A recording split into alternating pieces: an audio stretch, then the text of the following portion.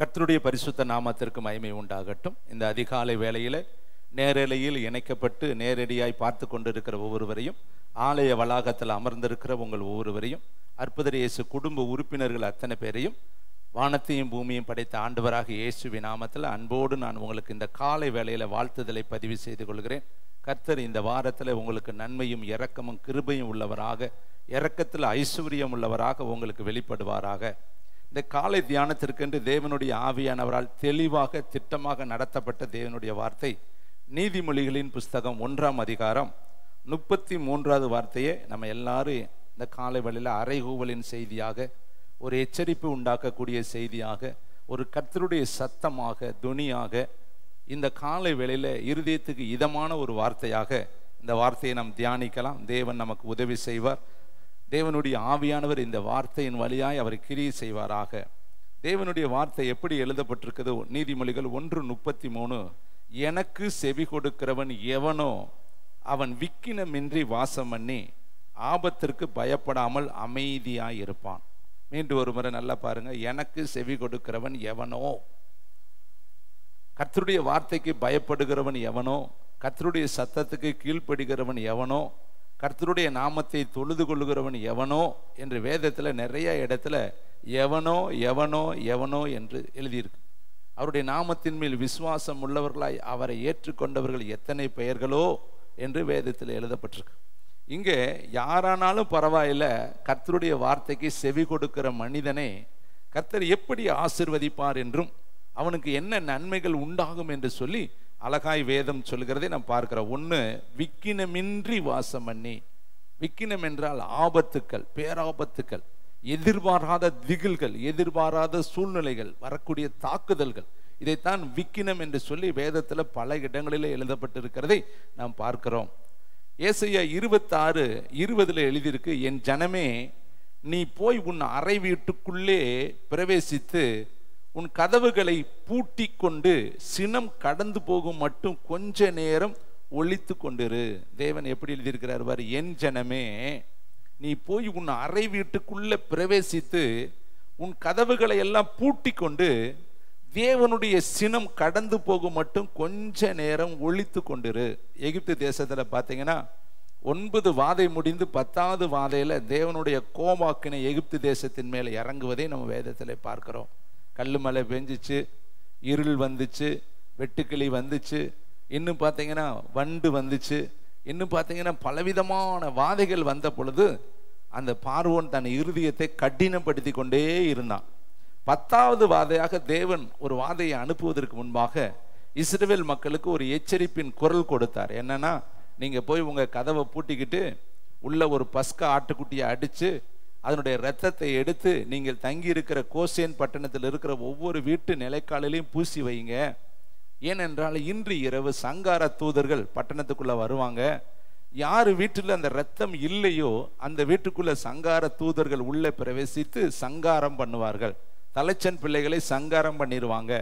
அதனால நீ அந்த ஆபத்துக்கும் பேராபத்துக்கும் விபத்துக்கும் பயங்கரமான தேவனால் அனுப்பப்படுகிற கோபாக்கினைக்கு நீ உன்னை தப்புவித்துக் கொள்ளணும்னா நீ வீட்டுக்குள்ள பிரவேசித்து கதவை பூட்டி அறையை கட்டி கொண்டு பாதரட்சிகளை தொடுத்து கொண்டு தடியை கையில பிடித்து கொண்டு தேவன் கொடுக்கக்கூடிய பஸ்காவை, ஒரு ஆட்டுக்குட்டியை நீங்கள் அடித்து புசித்து விழிப்பா ஆயத்தமா இருங்க.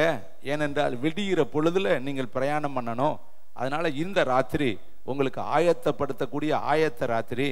அதனால நீங்க ரத்தத்தை அடிச்சு அந்த ரத்தத்தை நிலைக்காலில் பூசி வீட்டுக்குள்ள ஒளிஞ்சு கொண்டிருங்க, இல்லாட்டி சங்காரம் உங்களுடைய வாழ்க்கையில வந்துடும். இது தேவனுடைய எச்சரிப்பின் வார்த்தை. இதே போலதான் இஸ்ரவேல் மக்கள் அந்த ராத்திரியில வீட்டுக்கு முன்னாடி நிலைக்காலில் ரத்தத்தை பூசி உள்ள ஆயத்தத்தோடு பாதரட்சைகளை தொடுத்து அரைக்கச்சைகளை கட்டி கையிலே தடியை பிடித்து கொண்டு தீவிரத்தோடு அவர்கள் புசித்து கொண்டிருந்தார்கள். காரணம், விடிந்தால் அவர்களுடைய வாழ்க்கையில வளமான ஒரு வாழ்க்கையை கர்த்தர் வைத்திருக்கிறபடினா அந்த ராத்திரி அவர்களுக்கு ஆயத்த ராத்திரியா இருந்தது. இங்க பாருங்க, வேதம் சொல்லுது, தேவனுடைய சினம் கடந்து போக மட்டும் ஒளித்து கொண்டிரு. அப்ப தேவன் நல்லவர் தான், வல்லவர் தான், இரக்கம் உள்ளவர் தான், தயவுள்ளவர் தான், அன்புள்ளவர் தான், காருண்யம் உள்ளவர் தான், இரக்கத்துல சிகரம் தான், யோசனையில் அவர் பெரியவர் தான், பச்சா தாபம் உள்ளவர் தான், உனக்கு எல்லா விதத்திலையும் தகப்பன் தான், சிநேகிதன் தான், உனக்கு எல்லா விதத்திலையும் அனுசாரணை தான். ஆனாலும் அவரு எரிச்சலுள்ள தேவன் என்பதை நம்ம மறந்துடக்கூடாது. அவர் பட்சிக்கிற அக்னி என்பதை நம்ம மறந்துடக்கூடாது. அவர் பழி வாங்குகிற தேவன் என்பதை நம்ம மறந்துடக்கூடாது.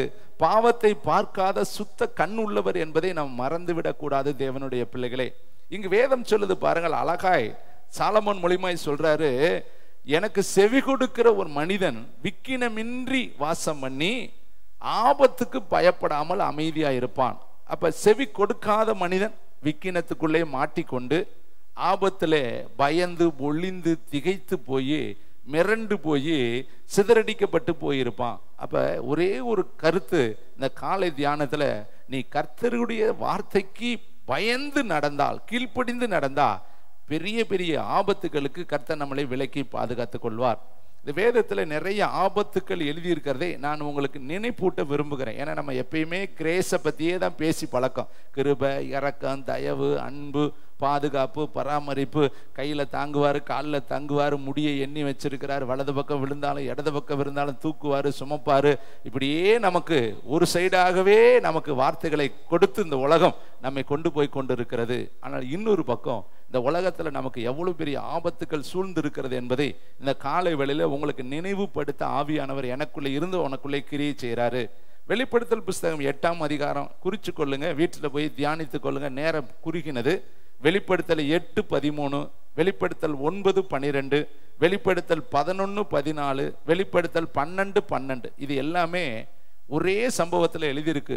ஆபத்து வரப்போகிறது, முதலாம் ஆபத்து கடந்து போகிறது, 2ஆம் ஆபத்து கடந்து போகிறது, 3ஆம் ஆபத்து வரப்போகிறது. தேவன் சொன்னபடியே ஆபத்துகள் இந்த உலகத்துல வரப்போகுது. தூதர்கள் எக்காலம் ஊழும் பொழுது முதலாம் ஆபத்து வந்தது. 2வது தூதர்கள் எக்காலம் ஊழும் பொழுது 2ஆம் ஆபத்து வந்தது. மீண்டும் ஆபத்து எக்காலங்களை ஊதும் பொழுது ஆபத்து வந்தது. இது எல்லாமே வேதத்துல எழுதியிருக்கு. அப்ப இந்த உலகத்திற்கு ஆபத்து உண்டு தேவனுடைய பிள்ளைகளே. சங்கீதங்களின் புஸ்தகம் 57:1 எழுதுறாரு சங்கீதக்காரராகிய தாவீது.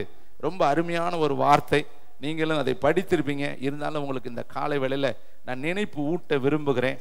அந்த வசனத்தை நீங்க எனக்காக எடுங்கள். 704வது பக்கம், 704 எடுத்துக்கொள்ளலாமா?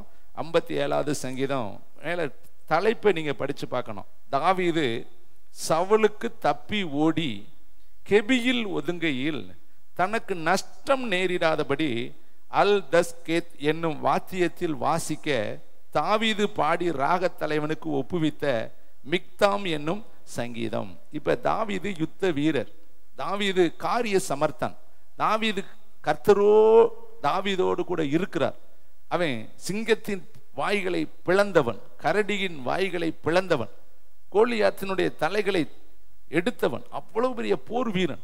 அவன் கொன்றது, சவுல் கொன்றது 1000, தாவீது கொன்றது 10,000. அவ்வளவு பெரிய ஒரு யுத்த வீரன் தான் தாவீது. ஆனால் வேதம் சொல்லுது பாருங்க, தாவீது சவுலுக்கு தப்பி ஓடி கெபியில் ஒதுங்குகையில். அப்ப சவுல் அந்த தேசத்தினுடைய ராஜா, இஸ்ரவேலுக்கு ராஜா. இஸ்ரவேலுடைய முழு ராஜ்யமும் தாவீதை துரத்திக்கிட்டு வருது. எங்கேயாவது அவனை பிடித்தால் அவனை கவுதாரியை கொல்லுவதை போல, ஒரு சாதாரண ஒரு பூச்சியை கொல்வது போல அவனை கொல்லணும்னு முழு இஸ்ரவேல் படையும் அவனை துரத்திக்கிட்டு வருது. அப்பதான் இந்த பாட்டை அவர் பாடுறாரு. அதுல முதல் வார்த்தையை பாருங்களேன், எப்படி கர்த்தரிடத்துல இரக்கத்தை நாடி, தயவை நாடி, அவருடைய பாதத்தை எப்படி அவர் அண்டி இந்த வார்த்தையை அவர் சொல்றாரு பாருங்களேன். தயவுசெய்து இந்த காலை வேளையில அதை பாருங்க. எனக்கு இறங்கும் தேவனே, எனக்கு இறங்கும், உம்மை என் ஆத்துமா அண்டிக் கொள்கிறது. எவ்வளவு இரக்கத்தோடு இந்த ஜபத்தை இந்த காலை வேளையில அவர் பார்க்கிறார் பாருங்க. அண்டிக் கொள்கிறது, என் ஆத்துமா உம்மை அண்டிக் கொள்கிறது. அவர் இருக்கிறது கெபி, அவர் இருக்கிறது ஒதுக்குப்புறத்துல ஒளிஞ்சிருக்கிறார். சவுலுக்கு பயந்து ஒளிந்திருக்கிறார். ஏன்னா முழு இஸ்ரவேலும் அவனை தொலைவி வருகிறது, முழு கோத்திரமும் அவனுக்கு விரோதமாய் யுத்தத்தை பண்ணுது, முழு இஸ்ரவேல் படையும் அவனுக்கு விரோதமாய் இறங்கி பாளையம் இறங்கி இருக்கு. அப்ப இந்த ஜபத்தை தாவீது பண்றாரு. என்ன வார்த்தை சொல்றாரு பாருங்க, விக்கினங்கள் கடந்து போகும் மட்டும் உமது செட்டைகளின் நிலையிலே வந்து அடைவேன். அப்ப அவருக்கு தெரியுது, இது உபத்திரவ காலம், இது நெருக்கத்தின் காலம், இது விக்கினத்தின் காலம், இது ஆபத்து சூழ்ந்திருக்கிற ஒரு காலம், பிரச்சனைகள் பெரிதா இருக்கிற ஒரு காலம், என்னை மேற்கொள்ளக்கூடிய அநேக சத்துருக்கள் எழும்பி இருக்கிற ஒரு காலம் இது. அது இந்த காலத்துக்கு தான் அவர் இந்த வார்த்தையை சொல்றாரு, விக்கினங்கள் கடந்து போக மாட்டோம். அப்ப இன்னைக்கு கர்த்தருடைய வார்த்தை, எனக்கு செவி கொடுக்கிறவன் எவனோ அவன் விக்கினமின்றி வாசம் பண்ணி. அப்ப விக்கினம் என்பது ஆபத்தை குறிக்கிறது, எதிர்பாராத நிகழ்ச்சிகளை குறிக்கிறது. நீங்க சங்கீதத்துல வாசித்து பார்த்தால், பகலிலே உண்டாகும் பயங்கரங்கள், இருளின் நடமாடும் கொள்ளை நோய்கள், மத்தியானத்தில் பாழாக்கும் சங்காரங்கள், இன்னும் வேதம் சொல்கிறது வாதை உன் கூடாரத்தை அணுகாது. அப்ப இதெல்லாம் வேதத்துல இருக்கு. தேவனுடைய பிள்ளைகளை, நமக்கு வராது என்பதற்கு எந்த விதமான என்ன கிடையாது, சூரிட்டி கிடையாது, எல்லாருக்கும் வரும். ஆனா கர்த்தருக்கு பயப்படும் பொழுது அந்த ஆபத்துல கர்த்தர் நம்மளை பாதுகாத்துக் கொள்கிறார். பாருங்க, யாக்கோப்பு தலை துண்டிக்கப்பட்டு போனது என்று வேதம் சொல்கிறது. ஸ்தேவானை கல்லெறிந்து கொன்றார்கள் என்று வேதம் சொல்கிறது. அப்ப தேவனுடைய பிள்ளையாகிய ஸ்தேவான் சாதாரணமான ஒரு ஆளுன்னு நினைக்கிறீங்களா? பரலோகத்தை பார்த்த ஒரு மனிதன், அவன் முகம் சூரியனை போல பிரகாசித்த ஒரு மனிதன், தேவனுடைய சத்தத்துக்கு செவி கொடுக்கிற ஒரு மனிதன். ஆனாலும் அவனுடைய வாழ்க்கையில விக்கினங்கள் வந்தது. அந்த விக்கினத்தை கர்த்தரே அனுமதித்தார். தேவனுடைய பிள்ளைகளை, நீங்க பாருங்க, யாக்கோப்பு தேவனுடைய ஊழியக்காரன், சீசர்களில் ஒருவன். ஆனாலும் அவனுடைய வாழ்க்கையில விக்கினங்கள் கடந்து வந்தது. கர்த்தர் அந்த விக்கினங்களை அனுமதித்தார். அவனுடைய தலை துண்டிக்கப்பட்டது என்று சொல்லி வேதம் சொல்கிறது. வேதத்துல எத்தனையோ பேர்கள் பயங்கரமான ஆபத்துக்குள்ள கடந்து போயிருக்கிறார்கள். பாருங்கள், யோசேப்புடைய வாழ்க்கையில தேவனுடைய பிள்ளைதான் யோசேப்பு. கர்த்தர் யோசேப்போடு கூட இருக்கிறாரு. யோசேப்பு தரிசனக்காரன், சொப்பனக்காரன், வரப்போகிற காரியங்களை அவன் அறிந்தவன், தெரிந்தவன், தகப்பனுடைய அன்புக்கு அவன் பாத்திரமானவன், விசேஷித்தமான ஒரு பலவர்ண அங்கிக்கு அவன் சொந்தக்காரன். ஆனால் அவனுடைய வாழ்க்கையில விக்கினங்கள் கடந்து வந்தது. எப்படி? சொந்த சகோதரர்களே அவனுக்கு விரோதமாக எழும்பி அவனை குழியில போட்டார்கள். சொந்த சகோதரர்களே 20 வெள்ளி காசுக்காக அவனை விற்று போட்டார்கள். எப்படிப்பட்ட விக்கினங்கள், எப்படிப்பட்ட வேதனைகள், எப்படிப்பட்ட ஆபத்துகள். குழியில போய் அவன் விழுகும் பொழுது அவன் கை ஒடிஞ்சிருக்கும், கால் ஒடிஞ்சிருக்கும், தலை அடிபட்டு இருக்கும், இரத்த காயங்கள் அவனுக்கு ஏற்பட்டிருக்கும். அப்ப கர்த்தரை நோக்கி அவன் அபயமிட்டிருப்பான். ஏன் ஆண்டவரே எனக்கு இந்த விபத்து, ஏன் எனக்கு இந்த விக்கினம், ஏன் எனக்கு இந்த வேதனை, ஏன் எனக்கு இந்த கண்ணீர், ஏன் என் கூட இல்லையா, ஏன் என்னை இதை அனுமதித்தீர் என்று சொல்லி அவனும் எத்தனையோ புலம்பல்களை புலம்பியிருப்பான். தேவனுடைய பிள்ளைகளை, இதை கேட்கிற தம்பி தங்கச்சி, இந்த கால பொழுதுல நீ உன்னுடைய வாழ்க்கையில விக்கினங்கள் கடந்து வராமல் இருக்க வேண்டும் என்றால், ஆபத்துக்கள் நம்மை சூழ்ந்து கொள்ளாமல் இருக்க வேண்டும் என்றால், நம்ம ஒன்னே ஒன்று செய்யணும். கர்த்தாவே சொல்லும் அடியேன்னு கேட்கிறேன். அவ்வளவுதாங்க. சீக்கிரம், சிம்பிள் மேட்டர் தாங்க. நீங்க கர்த்தரிடத்துல அமர்ந்து கர்த்தருடைய வார்த்தைக்கு செவி கொடுத்துட்டா உங்களுடைய வாழ்க்கையில விக்கினங்கள் வருவதும் கிடையாது, அது உங்களை தொடுவதும் கிடையாது. ஆபத்துக்கு நீங்கள் பயப்படாமல் அமைதியிலுள்ள ஜீவனம் பண்ணும்படி நம்ம அவருடைய சத்தத்துக்கு நம்ம செவி கொடுக்கணும். கர்த்தாவே சொல்லும். வேதம் சொல்லுது, என் ஆடுகள் என் சத்தத்திற்கு செவி கொடுக்கும், என் ஆடுகள் அல்லாதவைகள் என் சத்தத்துக்கு செவி கொடுக்காது. நீங்க கர்த்தருடைய சத்தத்துக்கு செவி கொடுத்தா யார் என்பதையும், செவி கொடுக்காவிட்டால் யார் என்பதையும் உங்களுக்கு உங்க இருதயமே ஜட்ஜ்மெண்ட் பண்ணிரும். அருமையான தம்பி தங்கச்சி, இங்க பாருங்க, வேதம் சொல்லுகிறது, எசேக்கியேல் புஸ்தகம் 7ஆம் அதிகாரம் 26வது வசனம், 965வது பக்கத்தை நீங்க எடுத்துக்கொள்ளுங்க. பழைய ஏற்பாட்டு காலத்துல அங்க எப்படி ஒரு சம்பவத்தின் மேல ஒரு சம்பவம், ஒரு நிகழ்ச்சியின் மேல ஒரு நிகழ்ச்சி, இது யோபுடைய வாழ்க்கையில வந்து பலித்தது. ஆனால் யோபு தேவனுடைய வார்த்தையின்படி அவர் எப்படி வாழ்ந்தார் என்று சொல்லி உங்களுக்கு இந்த காலை வேளையில தியானத்துல நான் தியானத்துக்குள்ள உங்களை அழைத்து செல்ல விரும்புகிறேன். எசேக்கியேல் 7:26 வாசித்து பார்க்கலாமா? விக்கினத்தின் மேல் விக்கினம் வரும், துர்ச்செய்தியின் மேல் துர்ச்செய்தி பிறக்கும். அப்பொழுது தீர்க்கதரிசிகளிடத்தில் தரிசனத்தை தேடுவார்கள், ஆனாலும் ஆசாரியரிடத்திலே வேதமும் மூப்பரிடத்திலே ஆலோசனையும் இராமல் ஒளிந்து போகும். விக்கினத்தின் மேல் விக்கினம் அப்படின்னா ஆபத்துக்கு மேல ஆபத்து, பிரச்சனைக்கு மேல பிரச்சனை, போராட்டத்துக்கு மேல போராட்டம், துர்ச்செய்திக்கு மேல துர்ச்செய்தி வருமா. ஒரு செய்தி வந்தா இன்னொரு துர்ச்செய்தி வருமா. இப்படிப்பட்ட ஒரு காலமும் வேதத்துல எழுதப்பட்டிருக்கு. இதெல்லாம் இஸ்ரவேல் சம்பவங்களுக்கு தான், மக்களுக்கு தான் நடந்துச்சு. ஏன் கர்த்தர் இதை எழுதி வைத்திருக்கிறான்னா, என் சொல் கேளாவிட்டால் உனக்கு துர்ச்செய்தியின் மேல துர்ச்செய்தி வரும், விக்கினத்தின் மேல விக்கினம் வரும். இதெல்லாம் எழுதி வைத்திருக்கிறார். ஆனா யோபு உண்மையுள்ளவன், தேவ சத்தத்தை கேட்கிறவன், தேவ சித்தத்தை செய்கிறவன். அவனுடைய வாழ்க்கையிலே விபத்துக்கள், விக்கினங்கள், கண்ணீர்கள், போராட்டங்கள் வந்தது என்று சொல்லி வேதத்துல வாசிக்கிறோம். ஒருத்தன் ஓடி வந்து சொல்றான், உன் மந்த மேல சபையார்கள் விழுந்து எல்லாத்தையும் கொண்டுட்டு போயிட்டாங்க. இன்னொரு மனுஷன் ஓடி வந்து சொல்றேன், ஒட்டகங்கள், ஆடு, மாடுகள் எல்லாம் கொள்ளை கொண்டு போகப்பட்டுச்சு. இன்னொரு மனிதன் ஓடி வந்து சொல்றான், உன் பிள்ளைகள் எல்லாம் மரித்து போனார்கள். ஒரு செய்தியின் மேல ஒரு செய்தி, ஒரு துக்கத்தின் மேல இன்னொரு துக்கம், ஒரு பிரச்சனையின் மேல இன்னொரு பிரச்சனை. எல்லா பிரச்சனையும் அவன் மேல வந்து அவனுடைய தலையில இறங்குது, மனதில் இறங்குது, உணர்வுகளை இறங்குது, அவன் காதுகள் அந்த சத்தம் தொனிக்குது. ஆனா யோபு சொன்னா, கர்த்தர் கொடுத்தார், கர்த்தர் எடுத்தார், கர்த்தருடைய பரிசுத்த நாமத்திற்கு ஸ்தோத்திரம் என்று சொல்லி யோபு தன் உதடுகளால் பாவம் செய்யவும் இல்லை, தேவனை பற்றி குறை சொல்லவும் இல்லை. பாருங்க, அவனுக்கு எத்தனை பிரச்சனை வந்த பொழுதும் அவன் கர்த்தரை மகிமை தான் படுத்தினான். ஒருவேளை அவன் கர்த்தருடைய சத்தம் கேட்காதவன் அல்ல, சத்தம் கேட்ட அவனுக்கே இப்படிப்பட்ட விபத்துக்கள் வரும் என்றா, சத்தத்தை கேட்காத ஜனங்களுடைய நிலை என்னவா இருக்கும் என்பதை இந்த காலை வேளையில உங்களுடைய தியானத்துல மனதில் யோசித்து பாருங்கள். தேவனுடைய பிள்ளைகளை பாருங்கள், மத்தேயு புஸ்தகம் 24:12 வேதம் சொல்கிற ஒரு சம்பவத்தை நான் உங்களுக்கு நினைப்பூட்ட விரும்புகிறேன். இந்த கடைசி காலத்துல ஏசப்பா சொல்லி போன ஒரு வார்த்தை உண்டு. ஆண்டவருடைய வருகைக்கு முன்னாடி ஒரு சம்பவம் நடக்கும் என்று கர்த்தருடைய ஆவியானவர் எழுதி வைத்திருக்கிறார். மத்தேயு 24:12, அக்கிரமம் மிகுதியாவதினால் அநேகருடைய அன்பு தணிந்து போகும். இந்த உலகத்துல கடைசி கால வர வர வர வர வர அக்கிரமம் பெருகிக்கிட்டே இருக்கும். இப்ப பாத்தீங்கன்னாவே உங்களுக்கு தெரியும், நம்ம ஏற்றுக்கொள்ள முடியாத சம்பவம் எல்லாம் இந்த உலகத்துல நடக்குது. அவ்வளவு பயங்கரமான ஆபாச காட்சிகள் இந்த பூமியில நடக்குது. கண் முன்னாடி பார்க்கும் பொழுதே அதை யாருமே கேட்க மாட்டேங்கிறாங்க. அந்த அளவுக்கு பாவங்கள் இந்த பூமியில இந்த நாட்கள்ல கட்டவிழ்க்கப்பட்டு இருக்கிறதே நம்ம பார்க்கிறோம். பிறந்ததுல இருந்து அவன் சாகிற வரையும் பாவத்தை தண்ணீர் போல குடிக்கிறத நம்ம பார்க்கிறோம். தேவனுடைய பிள்ளைகளை, இப்படிப்பட்ட காலத்துல வேதம் சொல்லுது, அக்கிரமம் பெருகும் பொழுது, அக்கிரமம் மிகுதியாவது பொழுது என்ன நடக்குமா? வேதத்துல அநேகருடைய அன்பு கொஞ்சம் கொஞ்சமா தனிய ஆரம்பிச்சிடும். நம்ம மட்டும் ஜெபம் பண்ணி என்ன நடக்குது, நம்ம மட்டும் ஆலயத்துக்கு போய் என்ன நடக்குது, நம்ம மட்டும் வேதத்தை படிச்சு நமக்கு என்ன நடக்குது, இங்க பாருங்க உலகத்தில் இருக்கிறவன் எல்லாம் நல்லா தானே இருக்கிறான்னு சொல்லி இன்னைக்கு அநேகருடைய அன்பு எதனால தனிதான்? மற்றவர்களை பார்த்து நம்முடைய அன்பை நம்ம தனித்து கொள்கிறோம். தேவனுடைய பிள்ளைகளை, லூக்கா 18 கர்த்தருடைய வார்த்தை எழுதப்பட்டிருக்கு, சோர்ந்து போகாமல் ஜெபம் பண்ணு, இந்த பூமியில நிச்சயமாய் உனக்கு பதிலளிக்கிற ஒரு தேவன் இருக்கிறார். இன்று இல்லாவிட்டாலும் நிச்சயமாய் கர்த்தர் உன்னை கனம் பண்ணுவார், மேன்மைப்படுத்துவார். இரவும் பகலும் கூப்பிடுகிற தம்முடைய பிள்ளைகளின் விஷயத்தில் நீடிய பொறுமையுள்ளவர்களாய் இருந்து அவர்களுக்கு நியாயம் செய்யாமல் இருப்பாரோ சீக்கிரத்தில் அவர் நியாயம் செய்வார் என்று எழுதி வைத்திருக்கிறார். அப்ப அக்கிரமத்தை பார்த்து, உலகத்தில் இருக்கிற அசுத்தங்களை பார்த்து, உலகத்தில் நடக்கிற எல்லா விதமான கொலை கொள்ளைகள் மற்றிருக்கிற பாவ காரியங்களை பார்த்து நம்ம தேவன் மேல வைத்திருக்கிற அன்பை தனித்து கொள்ளக்கூடாது, குறைத்து கொள்ளக்கூடாது, விட்டுவிடக்கூடாது. தேவனுடைய பிள்ளைகளே, நீங்க எப்பொழுதுமே கர்த்தருடைய சத்தத்துக்கு கீழ்ப்படுகிற பிள்ளைகளாக இருந்தா நிச்சயமாய் கர்த்தர் இந்த நாட்களிலே உங்களை பலத்த பாதுகாப்பினாலும் ஓங்கிய புயத்தினாலும் உன்னதமானவரின் மறைவிலே வைத்து உங்களை அழகாய் நடத்தக்கூடிய தேவனாய் இருப்பாரு. இன்னும் பாருங்களேன், எரேமியா தீர்க்கதரிசி புஸ்தகம் 16ஆம் அதிகாரத்துல எரேமியா தீர்க்கதரிசியை பார்த்து கர்த்தர் ஒரு வார்த்தை சொல்லுகிற ஒரு 2 சம்பவத்தை சொல்லி நான் அருமையான ஒரு பகுதிக்குள்ள உங்களை அழைத்து செல்ல விரும்புகிறேன்.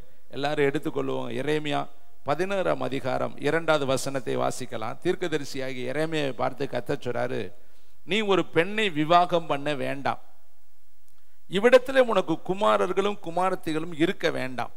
ஏன் கர்த்தர் ஒரு தீர்க்கதரிசியை கல்யாணம் முடிக்க வேணாங்கிறாரு? ஏன் உனக்கு குமாரர்கள் குமாரத்திகள் பிறக்க வேண்டாங்கிறாரு? இதனுடைய ரகசியம் என்ன, காரணம் என்ன?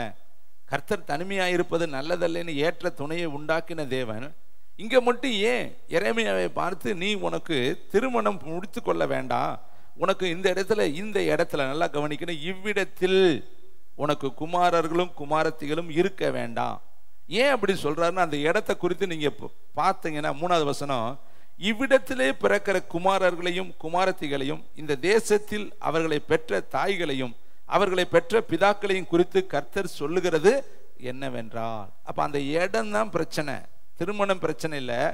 அவன் இருக்கிற இடத்துல திருமணம் முடிப்பதோ அவன் இருக்கிற இடத்துல பிள்ளைகளை பெற்றுக்கொள்வதோ ஒரு பெரிய பேராபத்து என்று கர்த்தர் எழுதுகிறார். எதற்கு என்றால் பாருங்களேன், 4வது வசனம், அந்த இடத்துல என்ன வரப்போகுதா, என்ன கர்த்தர் தீர்மானித்திருக்கிறாரா, அந்த இடம் எப்படிப்பட்ட இடமா, அந்த இடத்துல என்ன நிகழ்ச்சிகள் வருகிற காலத்தில் நடக்க போகுதுன்னு கர்த்தர் சொல்றாரு, மகா கொடிய வியாதிகளால் சாவார்கள். அப்ப இந்த இடத்துல ஏன் பிள்ளைகளை பெற்றெடுக்க வேண்டாம்னு கர்த்தர் சொல்றாரு, ஏன் இந்த இடத்துல நீ திருமணம் முடிக்க வேண்டாம்னு கர்த்தர் சொல்றாருன்னா அது ஒரு சாபமான இடமா இருக்கு. கொடிய வியாதிகள் அந்த இடத்துல வரப்போகுது. அவர்களுக்காக புலம்புவாரும் இருக்க மாட்டாங்க, அவர்களை அடக்கம் பண்ணுவாரும் இல்லை, நிலத்தின் மேல் எருவாக போவார்கள், பட்டயத்தாலும் பஞ்சத்தாலும் மடிந்து போவார்கள், அவருடைய பிரேதங்கள் ஆகாயத்து பறவைகளுக்கும் பூமியின் மிருகங்களுக்கும் இரையாகும்.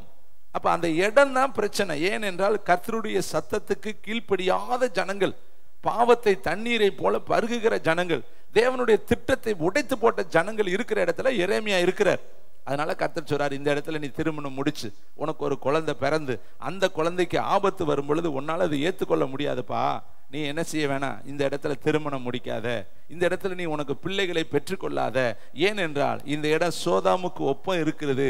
இந்த தேசத்துல ஒரு அழிவு வரப்போகிறது, கொடிய வியாதி வரப்போகிறது, கொடிய புலம்பல் வரப்போகுது. அடக்கம் பண்ணுவார் கூட இந்த இடத்துல இருக்க மாட்டாங்க. இந்த இடத்துல பிறக்கிற பிள்ளைகள்லாம் பட்டயத்தாலும் பஞ்சத்தாலும் என்ன போவாங்க, மடிந்து போக போறாங்க.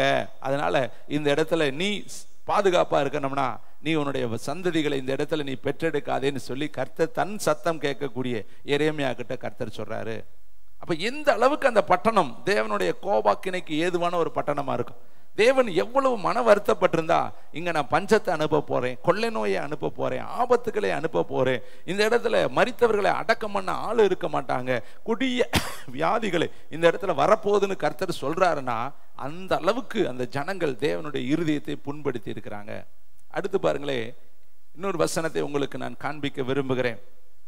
அதே அதிகாரத்தில் 4வது வசனம் வாசிட்டோமா? எரேமியா தீர்க்கதரிசி புஸ்தகம் 22ஆம் அதிகாரம் 21ஆம் வசனம். அதே பகுதியில் 22ஆம் அதிகாரம் 21ஆம் வசனத்தை வாசித்து பாருங்களேன். தேங்க்யூ வண்டர்ஃபுல் த ஹோலி ஸ்பிரிட். நீ சுகமாய் வாழ்ந்திருக்கையில் நான் உனக்கு சொன்னேனே, நீ கேளேன் என்றாய். உன் சிறு வயது முதல் நீ என் சத்தத்தை கேளாமல் போகிறதே உன் வழக்கம். கர்த்தர் இஸ்ரவேல் மக்களை பார்த்தான் சொல்றார், நான் சிறு வயது முதல் நான் உனக்கு சொல்லிக்கிட்டே வர்றேன். ஆனா உன் பழக்கம் எப்படி தெரியுமா? சிறு வயது முதல் நீ என் சத்தத்தை கேளாமல் போகிறதே உனக்கு வழக்கம். எந்த அளவுக்கு கர்த்தர் ஒரு மனுஷனை மாதிரி புலம்புறார் பார். அவரு ஆதியாகமம் 6:6 சொன்னார், மனுஷனை உண்டாக்கினதற்காக கர்த்தர் மனஸ்தாபப்பட்டார். பார்த்தீங்களா? அவர் நம்மளை ஆசீர்வதிக்கிறவர் தான், ஆனால் இன்னொரு பக்கம் மனஸ்தாபமும் படக்கூடிய ஒரு தேவன் என்பதை நம்முடைய மைண்டில் எந்த இடத்துலையாவது பதிய வைத்து கொள்ளணும். அவர் மனஸ்தாபப்படுற மாதிரி நம்ம நடந்துடக்கூடாது. அவர் மனஸ்தாபப்படும் பொழுது நம்ம வாழ்ந்துடக்கூடாது. அவர் மனஸ்தாபப்படும்படி நம்ம பேசிடக்கூடாது. அவர் ராஜாவாக்கினது வருத்தப்படும்படியாய் நம்முடைய காரியங்கள் ஒரு நாள் இருக்கக்கூடாது. தேவனுடைய பிள்ளைகள் இங்க பாருங்க, இந்த வசனம் ரொம்ப என்னுடைய இருதயத்தை தொட்டுச்சு. சிறு வயது முதல் நீ சத்தத்துக்கே கேளாமல் போறதே உன் வழக்கமா இருக்குதே. அப்ப இது வழக்கமான ஒரு காரியம்னு கர்த்தருக்கு தெரியுது. இன்னொரு பகுதி பாருங்களேன், ஏசாயா 1:15 பாருங்களேன். அங்க சொல்றாரு, நீ எம்புட்டு தான் ஜெபம் பண்ணினாலும் நான் கேட்கவே மாட்டேன். ஏன்னா நீ வீண் காணிக்கையை கொண்டுட்டு வர்ற. நீ வீணா என் சத்தத்தை கேட்காம நீ வாட்டில் வந்து காணிக்கையை கொடுத்தா, நீ வாட்டில் வந்து ஆராதனை செஞ்சா நான் கேட்டுருவேனா?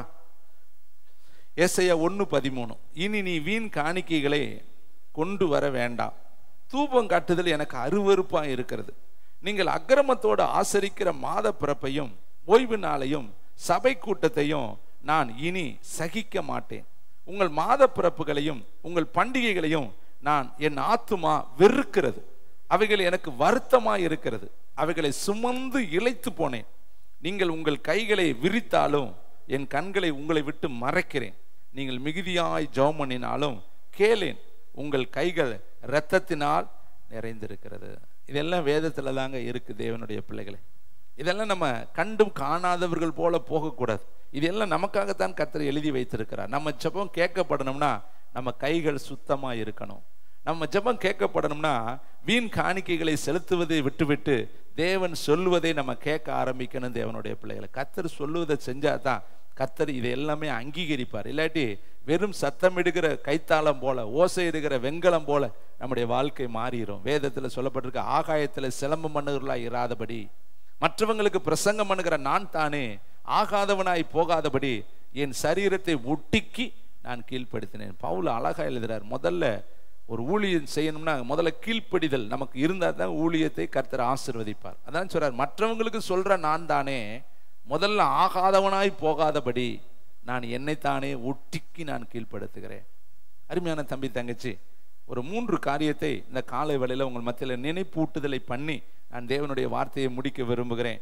எரேமியா 15:1 வசனத்திலிருந்து 4வது வசனம் வரை எனக்காக நீங்க பார்க்கும்படி உங்களை தயவாய் நான் கேட்டுக்கொள்கிறேன். இதெல்லாம் வேதத்தில் இருக்கிற மகிமையான வசனங்கள். அநேக இடத்துல இதெல்லாம் பிரசங்கிக்கவே மாட்டாங்க. ஏன்னா எல்லாமே அற்புத அடையாளத்தையே பிரசங்கித்து இன்றைக்கு உலகம் ஓடிக்கொண்டு இருக்குது. எச்சரிப்பின் செய்தி நம்முடைய வாழ்க்கையில தொடுவது ரொம்ப கடினமா இருக்கு. இங்க பாருங்களே, எரேமியா 15ஆம் அதிகாரத்துல 1-5 வசனம் நான் வாசிக்கிறேன். 4 வசனங்கள் நீங்க பார்த்தாலே போதுமானது. உங்களோட ஆவியானவர் பேசுவார். கர்த்தர் என்னை நோக்கி, மோசேயும் சாமுவேலும் என் முகத்துக்கு முன்பாக நின்றாலும். மோசே யாரு? தேவனுடைய தீர்க்கதரிசி, உண்மையுள்ளவன். சாமுவேல் யாரு? தேவனுடைய தீர்க்கதரிசி. இவங்க 2 பேருமே வந்து முன்னாடி நின்னாலும் என் மனம் இந்த ஜனங்களின் பட்சமாய் சாராது.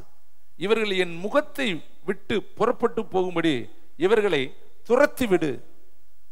முன்னாடி நிக்கிறது சாமுவேல நிக்கிறாரா, முன்னாடி நிக்கிறது மோசே நின்று இந்த ஜனங்களுக்காக ஜெபம் பண்றாரா.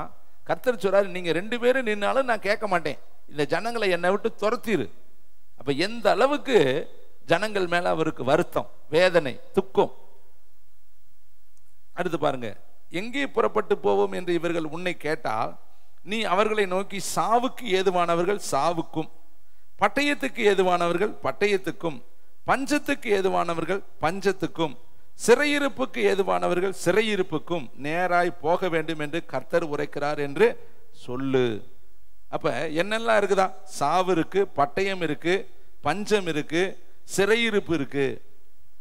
சாவுக்கு ஏதுவானவர்கள் சாவுக்கும், பஞ்சத்துக்கு ஏதுவானவர்கள் பஞ்சத்திற்கும், சிறையிருப்புக்கு ஏதுவானவர்கள் சிறையிருப்புக்கும், அடுத்து பாருங்க பட்டயத்துக்கு ஏதுவானவர்கள் பட்டயத்துக்கும். இத்தனை காரியத்தை கர்த்தர் வைத்திருக்கிறார். அடுத்த வசனம், கொன்று போட பட்டயமும், பிடித்து இழுக்க நாய்களும், பட்சித்து அழிக்க ஆகாயத்து பறவைகளும், பூமியின் மிருகங்களும் ஆகிய 4 விதமான வாதைகளை நான் அவர்கள் மேல் வர கட்டளையிடுவேன் என்று சொல்றவர் யாரு? எப்படிலாம் செய்வாரா? செய்வார். நம்ம அதை மறந்துடுறோம். தேவனுடைய பிள்ளைகளை நம்ம அவர் அன்புள்ளவராகவே பார்த்துட்டு நம்ம பாவத்துல போனோம்னா அவர் அன்புள்ளவராக இருக்க மாட்டாரு, பட்சிக்கிறவராய் வந்து நிற்பார். மோசையை வழியில கொல்ல பார்த்தார் என்று வேதம் சொல்கிறது. எரேமியாவை கர்த்தர் கொல்லும்படி வழியில பட்டயத்தோட தூதன் நின்றான் என்று சொல்லி வேதம் சொல்லுகிறது. இதெல்லாம் வேதம் நமக்கு காண்பிக்கிற ஆழமான சத்தியம். இந்த சத்தியங்கள் இன்றைக்கு மறைக்கப்பட்டு வெளி உலகத்துல வராதபடினால இன்னைக்கு நம்முடைய இருதயம் திணர்வுள்ள இருதயமாய் மாறி கண் போன போக்கில் நம்ம போய் கொண்டிருக்கிறோம். ஆண்டவருடைய வருகைக்கு நம்ம ஒவ்வொரு நாளும் பயந்து நடுங்கி ஆயத்தமா இருக்கணும் தேவனுடைய பிள்ளைகளே. ஒருவேளை இன்றைக்கு இப்பொழுது வந்துட்டாருன்னா நம்ம அவருடைய வருகையில எடுத்துக்கொள்ளப்படுவோமா? நேற்றைய நாள்ல இங்க ஜெபம் நடத்தின ஒரு பாப்பா, சின்ன வயது பொண்ணுதான், ஆனா என் இருதயத்தை ரொம்ப அசைத்தது. அந்த பாப்பாவுடைய ஜெபம் நான் நடுங்கி திகைத்து போனேன். அந்த என்ன ஜெபம் பண்ணுச்சு தெரியுமா? ஆண்டவரே, எங்க சபையில இருக்கிற எல்லாரும் உங்க வருகையில எதிர்கொண்டு நிக்கணுமே, எங்க சபையில இருக்கிற யாருமே கைவிட்டப்பட்டு போயிடக்கூடாது, எங்க சபைக்கு வந்து இத்தனை வருஷமா வர்ற பிள்ளைங்க ஒரு நாள் நரக குழிக்குள்ள போயிடக்கூடாது, அக்கினி கடல்ல போய் என் பிள்ளைகள் பங்கடைஞ்சிடக்கூடாதுன்னு சொல்லி அந்த பிள்ளை ஜெபம் பண்ணும் பொழுது உண்மையிலே என் இருதயம் நடுங்கி திகைத்து போனது. ஒரு சின்ன வயது பொண்ணு, ஒரு வாலிப பொண்ணோட இருதயத்துல ஜனங்களை குறித்து ஒரு பாரம், சபையை குறித்து ஒரு பாரம், சபை எச்சரிக்கப்படணுமேங்கிற ஒரு எண்ணம் ஏக்கம் இருக்குதுன்னா, இதை கேட்கிற தம்பி தங்கச்சி, நம்ம அந்த அக்கினிக்கு தப்புவிக்க இன்னைக்கு காலை வேளையில கர்த்தர் பேசுகிறார். ஏன்னா எப்ப என்ன நடக்குன்னு யாருக்குமே தெரியாது. நாளைய தினம் நமக்கு சொந்தமானது கிடையாது தம்பி தங்கச்சி. ஒரு மனிதன் பிறக்க ஒரு காலம் உண்டு என்றால் நிச்சயமா இறக்க ஒரு காலம் உண்டு. ஒரு தரம் பிறப்பதும் பின்பு நியாயத்தீர்ப்பு அடைவதும் மனுஷனுக்கு நியமிக்கப்பட்டிருக்கிறது. இந்த ஒரே ஒரு ஓட்டத்துல இடுக்கமான வாசல் வழியாய் பிரவேசிங்கள் என்று கர்த்தர் எழுதி வைத்திருக்கிறார். விசாலமான வழியாய் போகிறவர்கள் அநேகர், ஆனால் அவர்களோ கேட்டுக்கு போகிறார்கள். இடுக்கமான வழியாய் பிரவேசிங்கள், அவர்களோ நித்திய ஜீவனுக்குள்ள பிரவேசிப்பார்கள் என்று வேதம் சொல்லுது. அப்ப இங்க பாருங்க, வேதம் சொல்லுது, மோசே ஜெபம் பண்ணாலும் சரி, சாமுவேலும் ஜெபம் பண்ணாலும் கேட்க மாட்டேங்கிறார். ஆனா உண்மையிலே கேட்க மாட்டாரா? அவங்க ஜெபத்தை கேட்பார். மோசே சொன்னான், கர்த்தர் கேட்டார். மோசே சொன்னான், கர்த்தர் கேட்டார். ஆனா இந்த இடத்துல கர்த்தர் சொல்றாரு, மோசையே சொன்னாலும் கேட்க மாட்டேன். பட்டயத்துக்கு ஏதுவானவன் பட்டயத்துக்கு தான், சிறையிருப்புக்கு ஏதுவானவன் சிறையிருப்புக்கு தான், கொள்ளை நோய்க்கு ஏதுவானவன் கொள்ளை நோய்க்கு தான். அப்ப கர்த்தருக்கு பயப்படுதல் தான் நமக்கு ஞானத்தின் ஆரம்பம். தேவனுடைய பிள்ளைகள் ஒவ்வொரு நாளும் தேவனை குறித்து ஒரு பயம் நம்முடைய நெஞ்சில கவ்வி பிடிக்கணும். ஏனென்றால் வந்தாருன்னா நம்ம அவருக்கு முன்னாடி நிற்க தகுதிவான்களா இருக்கணுமே. 2 மனிதர்களை காலை வேளையில நான் வைத்து தேவனுடைய வார்த்தையை சரியான நேரத்தில் முடிக்க விரும்புகிறேன். முதலாவது, கர்த்தருடைய சித்தம் செய்து தேவ சத்தத்துக்கு கீழ்ப்படிந்த ஒரு மனிதனையும், தேவ சத்தத்தை உடைத்து போட்ட ஒரு மனிதனையும், இந்த 2 மனிதர்களை நான் உங்கள் மத்தியில் இந்த காலை வேளையில் வைக்க விரும்புகிறேன். 1 ராஜாக்கள் 17ஆம் அதிகாரம் 3வது வசனத்தை நம்ம எல்லாரும் ஜெபத்தோடு கூட எடுத்துக்கொள்வோம். கர்த்தருக்கு 357வது பக்கம். ரீபாலா ராபா, தேங்க்யூ வண்டர்ஃபுல் த ஹோலி ஸ்பிரிட். 452வது பக்கம்பா. 1 ராஜாக்கள் 17ஆம் அதிகாரம் 3ஆம் வசனம். 452வது பக்கம். தேங்க்யூ வண்டர்ஃபுல் த ஹோலி ஸ்பிரிட். வாசிக்கலாமா? 452வது பக்கம், 1 ராஜாக்கள் 17ஆம் அதிகாரம் 3வது வசனம். நீ இவ்விடத்தை விட்டு கீழ்த்திசையை நோக்கி போய் யோர்தானுக்கு நேரே இருக்கிற கேரீத் ஆற்றண்டையில் ஒளித்து கொண்டிரு. இங்க எலியா என்கிற ஒரு தீர்க்கதரிசியை பார்த்து கர்த்தர் சொல்றாரு, நீ கேரீத் என்கிற ஆற்றுக்கு போய் அங்கே உன்னை ஒளித்துக்கொள், மறைத்துக்கொள், அங்க போய் நீ தங்கிரு. ஏனென்றால் நீ சொன்ன வார்த்தையின்படி இந்த தேசத்துல 3.5 ஆண்டுகள் இனி மழை இல்லாமல் போக போகுது. நீ சொன்ன கர்த்தருடைய வார்த்தை இந்த தேசத்துல நிறைவேற போகிறது.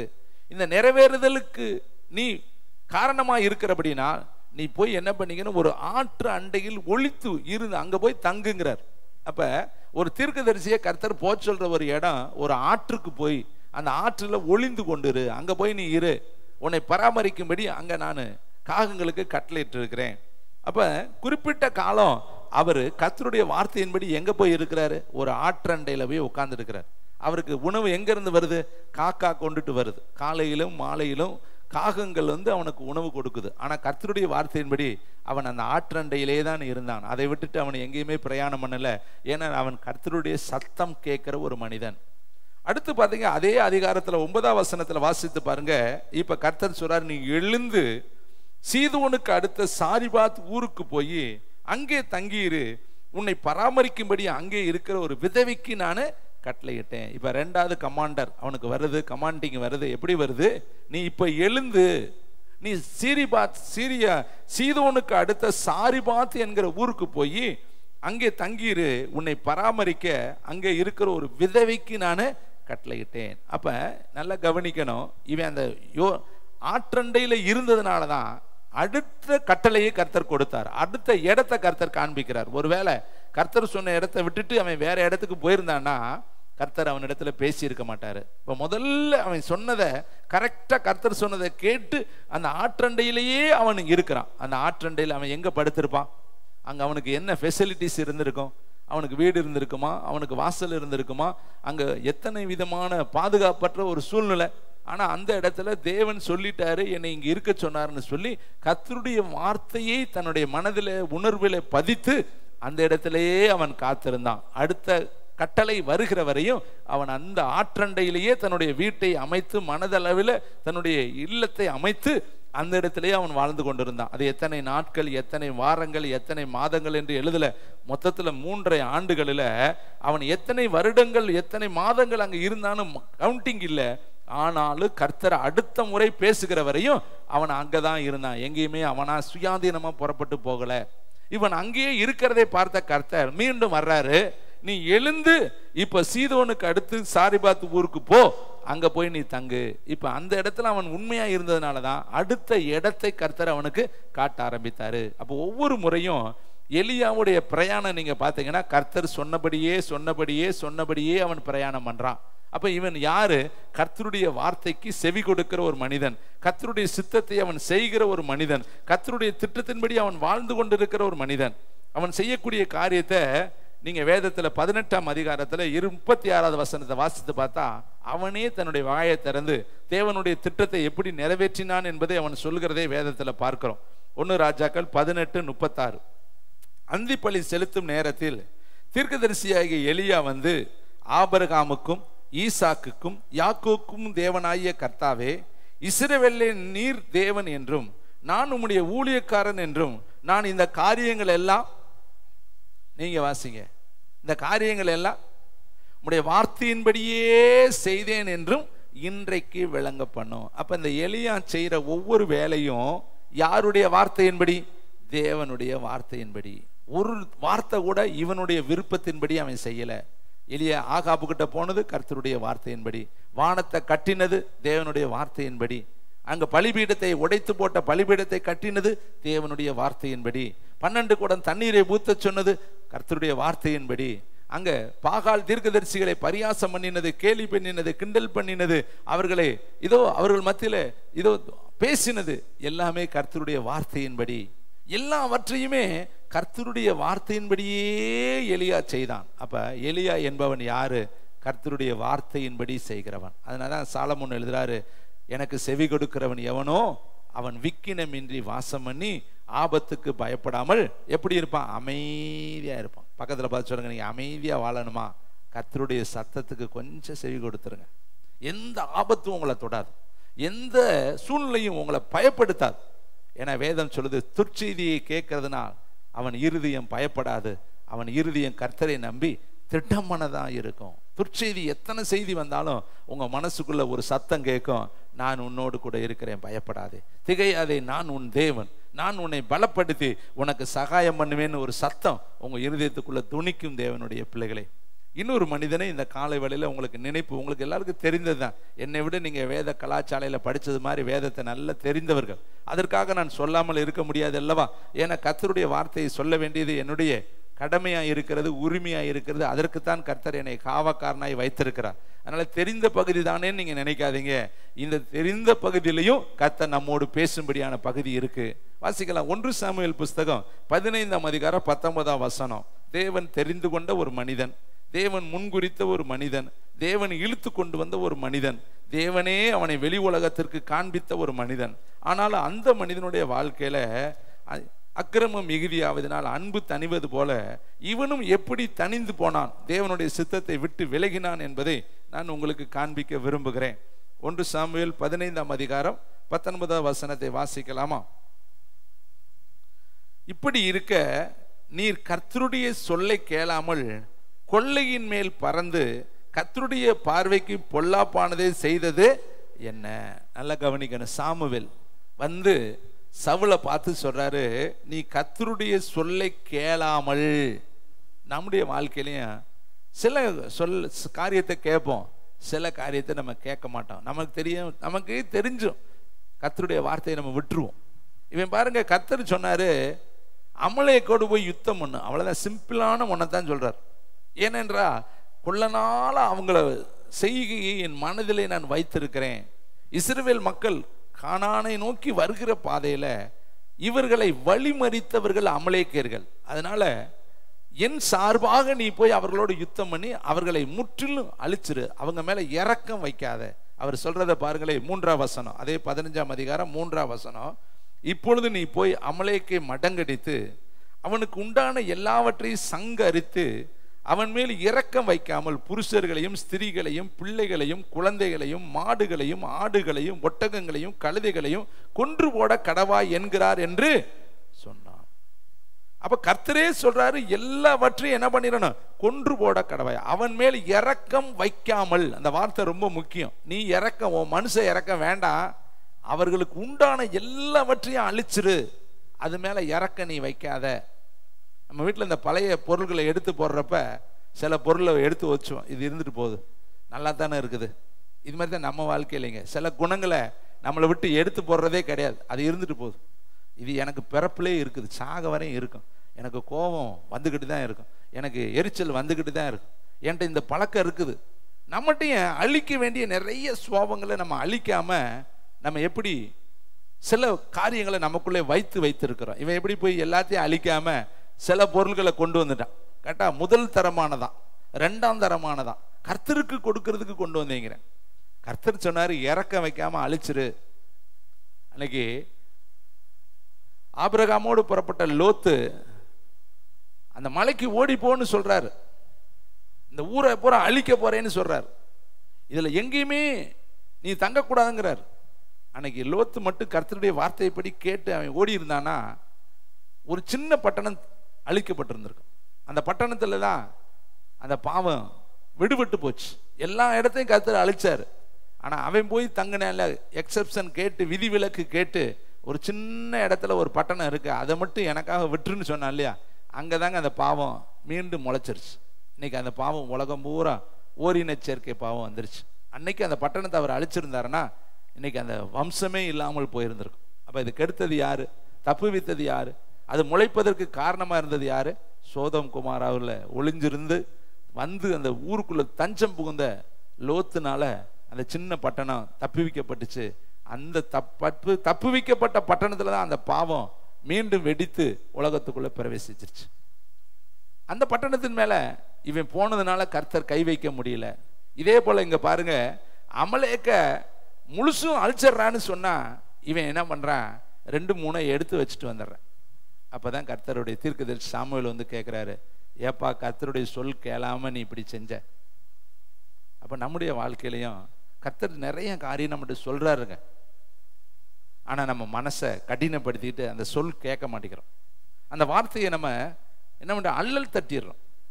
அந்த வார்த்தையை நம்ம புறக்கணித்தர்றோம். கடந்த 2 நாளைக்கு முன்னாடி எனக்கு 1 மணி நேரம் பெர்மிஷன் கிடைச்சிச்சு. அந்த 1 மணி நேரத்தை நான் எப்படி, எனக்கு சொந்த வேலை நிறைய இருக்கு, ஆனா ஆவியானவர் என்னை பலாத்காரமா சர்ச்சுக்கு போ, அங்க ஜெபம் நடந்துட்டு இருக்கு, நீ போய் அவர்களோடு இணைந்து ஜெபம் பண்ணுங்கிறார். ஆனா என்னுடைய தனிப்பட்ட கடமை நிறைய இருக்கு. 2க்கு நடுப்புற நான் என்ன பண்றது? என்னுடைய கடமையை நான் செய்ய போறதா, தேவன் கொடுக்கிற பாரத்தை நிறைவேற்ற போறதா? ஒரு மனதாக தேவன் செய்த உணர்த்தின அந்த பாரத்தை நிறைவேற்ற நான் புறப்பட்டு வந்துட்டேன். என்னுடைய கடமையெல்லாம் நின்றுச்சு. நான் இவர்களோடு மத்தியில் வந்து இவர்களோடு நான் இணைந்து இவர்களை நான் பலப்படுத்த, அவர்களை என்னை பலப்படுத்த ஒருவருக்கு ஒருவர் மாற்றி மாற்றி ஜெபிச்சோம். எனக்கு ஒரு கேள்வி, ஆண்டவரே என்னை இவ்வளோ ஃபோர்ஸ் பண்ணீங்களே, என்னை இவ்வளோ பலாத்காரம் பண்ணி என்னுடைய சொந்த பணியை செய்ய விடாதபடி என்னை இவர்களோடு இணைந்து ஜெபிக்க என் உள்ளத்தில் பாரத்தை கொடுத்தீங்களே, இந்த பாரத்தை நீங்கள் வேற யாருக்குமே தரமாட்டீங்களா? எனக்கு மட்டும்தான் கொடுப்பீங்களா? இந்த சபையில் எவ்வளவோ பேர் இருக்காங்களே, ஏன் இந்த உணர்வு அவர்களுக்கெல்லாம் வரல? இந்த கேள்வி என் இருதயத்தில் கேள்வியாக இருந்துகிட்டு இருக்கு. காலையிலிருந்து கேட்ட கேள்விக்கு மாலை மயங்குகிற வேளையில கர்த்தர் ஒரு பதில் கொடுத்தாரு. எத்தனையோ முறை நான் கூட்டி சேர்த்து கொள்ள மனதா இருந்தேன், அவர்களுக்கோ மனதில்லாமல் போயிற்று. உன்னை மாதிரி அவர்களையும் கூட்டி சேர்த்து கொள்ள நான் மனது உள்ளவனாகத்தான் இருந்தேன். உன்கிட்ட பேசின மாதிரி எல்லாத்துக்கிட்டையும் தான் நான் பேசுறேன். மனது உள்ளவர் தான் நான். அவர்களை இணைத்து கொள்ள, இசைத்து கொள்ள, கட்டி கொள்ள, ஒட்டி கொள்ள, தேவனோடு இசைத்து அவர்களையும் கர்த்தருடைய ரதத்தோடு ஓட வைக்க நான் மனதுள்ளவனாகத்தான் இருந்தேன். ஆனால் அவர்களுக்கோ அதுல இணைந்து கொள்ள மனதில்லாமல் போய்விட்டது. இதை கேட்கிற தம்பி, தங்கச்சி, தாயே, தகப்பனே, இவன் நினைச்சிருந்தானா எல்லாத்தையும் சங்க அறுத்திருக்கலாம் இல்லையா? அவனுக்கு மனசு இல்லை. ஒரு சில விட்டுட்டேன். நம்முடைய வாழ்க்கையிலையும் நிறைய காரியத்தை விட்டுறங்க. சில சுவாபங்களை நமக்குள்ள அழிக்காம அதை விட்டு வைத்திருக்கிறதுனால தாங்க பின்னாடி அது ஒரு பெரிய மரமா வெடிச்சு, அது ஒரு பெரிய ரூபகரமாய் நம் மத்தியில வந்து நின்று அதை ஒன்றுமே செய்ய முடியாம போயிருது. தேவனுடைய பிள்ளைகளே, இன்னைக்கு நம்முடைய காலை தியானத்துல கர்த்தர் நம்மளோடு பேசுகிறார். எனக்கு செவி கொடுக்கிறவன் எவனோ அவன் விக்கினமின்றி வாசம் பண்ணி ஆபத்துக்கு பயப்படாமல் அமைதியா இருப்பான். எல்லாரும் எழும்பி நிற்போம். பரலோகத்தை நோக்கி, ஆண்டவரே நீர் எனக்கு கொடுக்கிற கட்டளையை ஒன்று மாறாமல் நான் செய்து ஆபத்துக்கு பயப்படாமல், விக்கினத்துக்கு பயப்படாமல் அமைதியாய் வாழ எனக்கு உதவி செய்யும். நல்ல பிதாவே, நீர் கொடுத்த வார்த்தையை ஒன்று மாறாமல் உங்களுடைய பிள்ளைகளிடத்துல நான் பேசியிருக்கிறேன். உள்ளதை உள்ளதென்றும் இல்லதை இல்லதென்றும் உங்கள் மத்தியிலே பேச கர்த்தர் எனக்கு கிருபை பாராட்டினீர். இந்த சத்தம் எங்கெல்லாம் துணிக்கிறதோ அங்கெல்லாம் ஒரு எழுப்புதலை கர்த்தருடைய ஆவியானவர் கொண்டுட்டு வாங்க. நீங்க மகிமைப்படுங்க. எல்லார் மேலேயும் உங்களுடைய கரம் இருக்கட்டும். இயேசுவின் நாமத்தில் பிதாவே.